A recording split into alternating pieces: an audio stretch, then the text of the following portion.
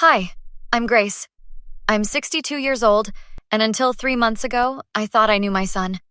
I raised Marcus by myself after his father left when he was 5, worked double shifts at the hospital, missed sleep, sacrificed vacations, all so he could have a good life. And for 30 years, I thought we had a good relationship. Mom, we need to talk, Marcus said one evening, standing in my living room doorway. I'd been living in the guest house behind his main house for 2 years since I retired. Of course, honey. What's on your mind?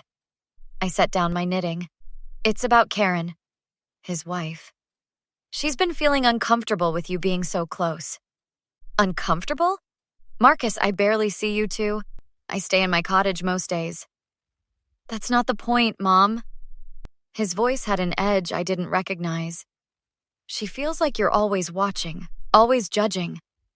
I've never said a word against Karen. You know that. Well, she doesn't see it that way. He crossed his arms. And honestly, neither do I anymore. My stomach dropped. What does that mean? It means maybe it's time we discussed other living arrangements for you. Other arrangements? Marcus, this is my home. We agreed. I know what we agreed, but things change. Karen wants to start using your cottage as an art studio. An art studio? I stood up, my hands shaking. Where am I supposed to go? There are plenty of nice senior communities, retirement homes. You'd have people your own age around. I don't want a retirement home. I want my family. I want my grandson. My voice cracked. Marcus, please, where is this coming from? This conversation is over, Mom. I'll give you a month to figure something out. That was 3 weeks ago. Tonight, everything exploded. I was already in my nightgown, reading in bed, when Marcus burst through my door at 9:30. Get up, he said, his face red. Marcus, what's wrong? Karen found your journal, the one where you wrote all that garbage about her. What journal? Don't lie to me. He grabbed my arm, yanking me out of bed. You called her manipulative. You said she was isolating me from you. Marcus, let go. You're hurting me. You know what? I'm done. Get out. Get out right now. It's 9:30 at night. I'm in my nightgown. I don't care. He started shoving me toward the door. You want to badmouth my wife? You can do it from somewhere else. Marcus, please, let me at least get dressed. Get my phone. Get out! Go to a nursing home where you belong, you bitter old woman. He literally pushed me out the door and slammed it behind me. I stood there in my bare feet, wearing nothing but my thin nightgown, in 40-degree weather. Marcus! I pounded on the door. Marcus, please! My medication is in there! My wallet! The porch light went out. He'd turned it off deliberately, leaving me in complete darkness. I stumbled down the path toward the main road, shivering violently, tears streaming down my face. Where could I go? My phone was inside. My car keys. Everything. Grace? Oh my God, Grace! A voice called from across the street. Tom Bradley, my neighbor, came running with a flashlight. Tom! I could barely speak through my chattering teeth. What happened? Why are you outside like this? He immediately shrugged off his jacket and wrapped it around me. Marcus, he threw me out. I don't have anything. He what? Tom's face went dark. He threw you out in your nightgown? At night? He was so angry. He wouldn't listen. Come with me. Right now. Tom put his arm around me, guiding me toward his house. Martha, call 911. No, Tom, I don't want to cause trouble. Trouble? Grace? What he did is illegal. You're in danger out here like this. That's elderly abuse, plain and simple.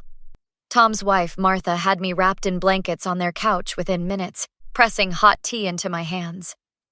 Drink this, honey, she said gently. You're still shaking. I can't believe this is happening, I whispered. Did you see it, Tom? Martha asked her husband. Every second. I was taking out the trash when I heard the yelling. I saw Marcus physically push her out the door and slam it. Then he turned off the light, leaving her in the dark.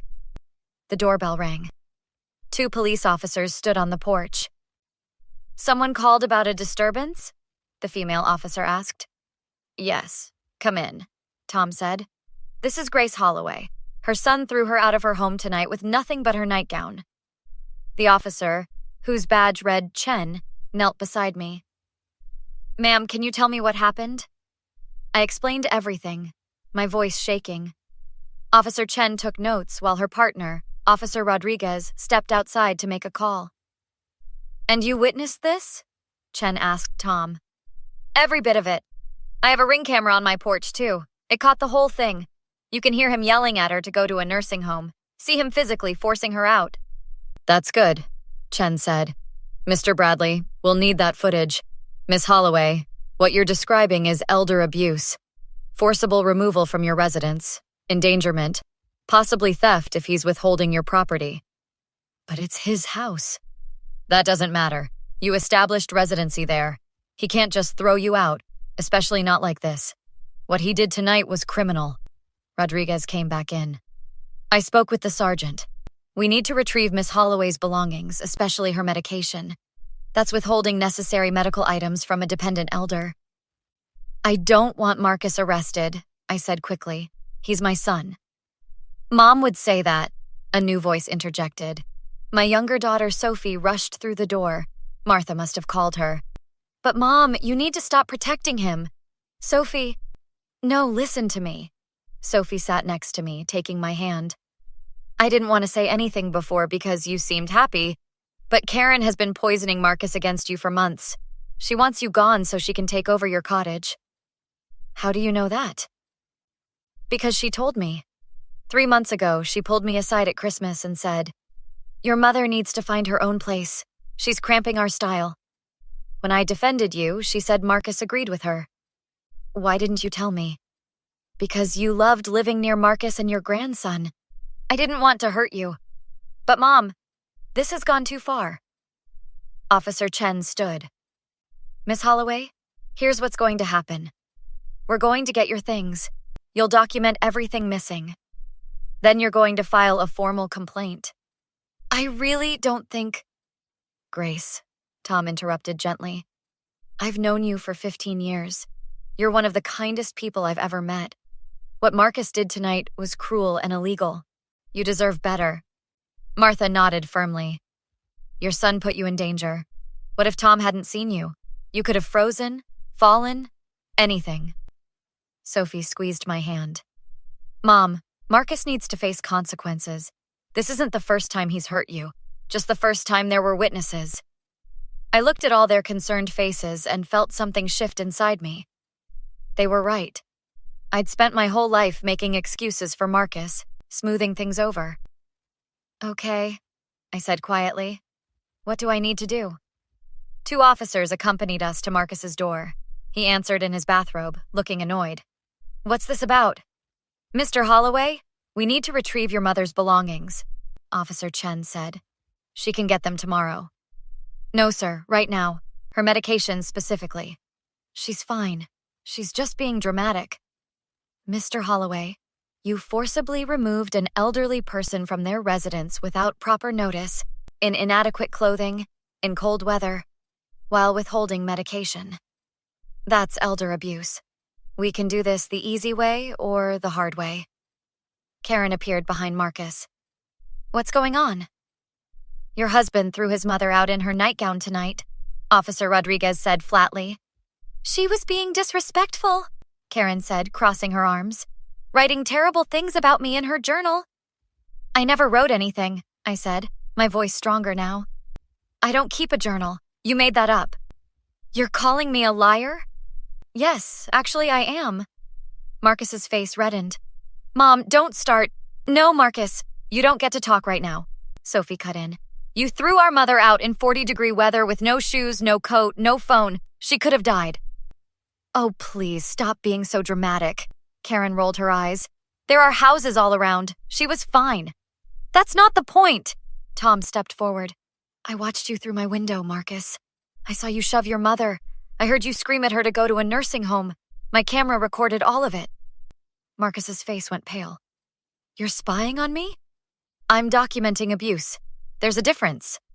"I want to see the supposed journal," I said to Karen. "Show me what I allegedly wrote." Karen glanced at Marcus. I threw it away." "How convenient," Sophie said. "Because it never existed." She's trying to come between Marcus and me. Karen's voice rose. She's always judged me, always made me feel unwelcome. I barely spoke to you, I said. I stayed in my cottage, trying not to bother anyone. But that wasn't enough, was it? You wanted me gone completely. Yes, Karen shouted. Yes, I wanted you gone. You hover, you judge with your eyes, you make me feel like I'm not good enough for your precious son. Karen, shut up, Marcus hissed. No, I'm tired of pretending. She had her turn raising you. Now it's my turn to have you to myself. Officer Chen held up her hand. Ma'am, you just admitted to wanting Miss Holloway removed from her legal residence. Mr. Holloway, we need those belongings now. Fine, Marcus spat. Take her junk. Sophie and I went to my cottage with Officer Rodriguez while Marcus and Karen stayed with Officer Chen. My hands shook as I packed my clothes, medications, and important documents. I can't believe this is happening, I whispered. Mom, you're doing the right thing, Sophie said. We returned to the main group. Marcus wouldn't look at me. Miss Holloway, do you wish to press charges? Officer Chen asked. Before I could answer, Marcus exploded. You wouldn't dare! I'm your son! You stopped acting like my son when you threw me out like garbage, I said quietly. If you do this, we're done, Marcus threatened. You'll never see your grandson again. That's custodial interference if she has grandparent rights, Officer Rodriguez noted. Also sounds like witness intimidation. Are you threatening your mother, sir? Chen asked. Marcus stepped toward me, his fist clenched. Tom immediately moved between us. Don't even think about it, Tom warned. This is my house. All of you get out. Marcus shoved Tom hard. That's assault, Chen said, stepping in. Mr. Holloway, turn around. You're under arrest. What? No! Karen shrieked. You can't! Yes, ma'am, we can. Sir, hands behind your back. As they cuffed Marcus, he glared at me with pure hatred. You'll regret this, Mom. I swear you'll regret this. The courthouse was packed 2 months later. Sophie sat on one side of me, Tom and Martha on the other. All rise, the bailiff announced. The prosecutor had built a strong case. Tom's video footage, my medical records showing I'd been without medication for 18 hours, testimony from neighbors about Karen's campaign to isolate me from Marcus, and Marcus's assault on Tom. Miss Holloway, would you like to make a statement? The judge asked. I stood, my prepared speech trembling in my hands. Your Honor, I raised Marcus alone. I sacrificed everything for him. And he threw me out in my nightgown because his wife wanted my home. He endangered my health. He threatened me. And when I stood up for myself, he tried to intimidate me into silence. Marcus's lawyer stood. Your Honor, my client deeply regrets his actions. He'd like the opportunity to apologize and make amends. Miss Holloway? The judge asked. No, Your Honor, I don't accept his apology. He's only sorry he got caught. Marcus stood up. Mom, please, I'm sorry. Can't we just forget this whole thing? Forget? I turned to face him. You want me to forget how you made me feel worthless? How you chose your wife's lies over your own mother? How you physically harmed me and threatened to keep my grandson from me? I was angry. People make mistakes. Mistakes are forgetting a birthday, Marcus. What you did was deliberate cruelty. She's my mother, Marcus said to the judge, his voice breaking. Doesn't that count for something? Family should forgive family. You stopped treating me like family the moment you threw me out, I said firmly. I'm done making excuses for you. The judge banged her gavel. Mr. Holloway, you're sentenced to 1-year probation, mandatory anger management classes, and a 5-year restraining order from your mother. You're also ordered to pay restitution for her relocation costs and medical expenses. 5 years? Karen gasped. That's ridiculous. Ma'am, your testimony showed you deliberately manufactured evidence to turn your husband against his mother. Be grateful you're not facing charges yourself. After court, Sophie drove me to my new apartment, a beautiful 2-bedroom place I'd rented with money from my own savings. How do you feel, Mom? Sophie asked as we pulled into the parking lot. Honestly, free. For the first time in years, I feel free. You know Marcus will probably try to contact you again, Sophie said carefully, when the restraining order expires. And I'll be ready, I replied. I'm not that desperate woman he threw out anymore. Tom and Martha were waiting at my new place with takeout and flowers. To Grace. Tom raised his glass. For having the courage to stand up for herself. I couldn't have done it without all of you, I said. You stood by me when my own son wouldn't. That's what real family does, Martha said warmly. And speaking of family, we'd love to have you over for Sunday dinners, if you're interested. I'd love that, I said, feeling tears prick my eyes. Thank you. Sophie hugged me tight. I'm so proud of you, Mom. You taught Marcus a valuable lesson today. What's that? That you can't treat people like garbage just because they love you. Actions have consequences. I just wish he'd learned it before things went this far, I admitted. Some people have to learn the hard way, Tom said. The important thing is you're safe now. My phone buzzed. Another message from Marcus's number. Please, Mom, let's talk. I need you. I showed it to Sophie. What should I do? What do you want to do? She asked.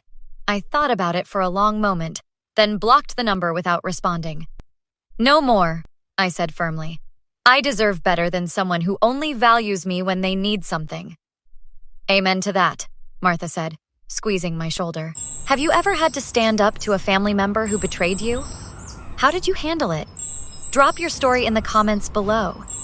Don't forget to like this video and subscribe for more true stories about standing up for yourself.